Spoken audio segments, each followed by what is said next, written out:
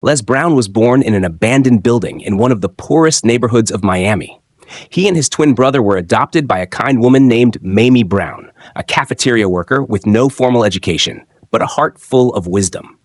From the very start, the world didn't expect much of Les. In fact, it tried to limit him. In school, he was labeled educable mentally retarded. Those 3 words were more than just a label. They were a sentence that almost condemned him to a life of mediocrity. Every time he tried to speak up in class to show that he was more than the label, teachers dismissed him. "No, not you," one said when he eagerly volunteered to solve a math problem. "You're not capable." The class laughed, but inside, something cracked, and through that crack, light began to shine. Les didn't give up. He had something that no label could take away: hunger. A deep, burning hunger to prove he was more than what people saw. He discovered that when you're hungry enough, you'll find a way. That hunger led him to a job at a local radio station, not as a DJ, but as a janitor. He swept floors, took out trash, but always kept an ear open, always learning. He studied how the broadcasters spoke, how they delivered their messages. He practiced alone, mimicking their voices when no one was watching.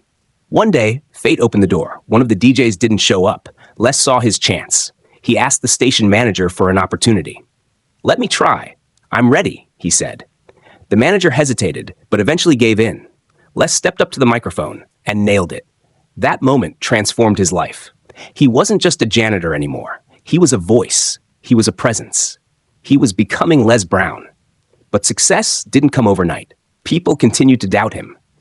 "You don't have the background," they said. "You're not qualified." Les smiled.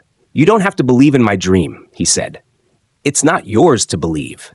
It's mine." That became his life's message. You don't need permission to chase your dreams. You don't need the approval of others.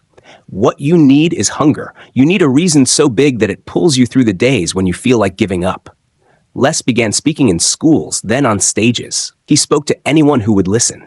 He told them what no one had told him. You are capable. You are worthy. You are enough. He began to live by a code, OQP, only quality people. He surrounded himself with believers, not doubters. He understood that the people you keep around you either lift you higher or pull you down. If someone didn't believe in his potential, he walked away. Because dreams are fragile and they need nurturing. Over time, his voice echoed across the world. Millions heard his story and saw themselves in it. They weren't born in privilege. They didn't have connections. But like Les, they had hunger, and that was enough. So now, what about you? Maybe you've been told you're not smart enough, not talented enough, not good enough. Maybe you've failed. Maybe you've hit rock bottom.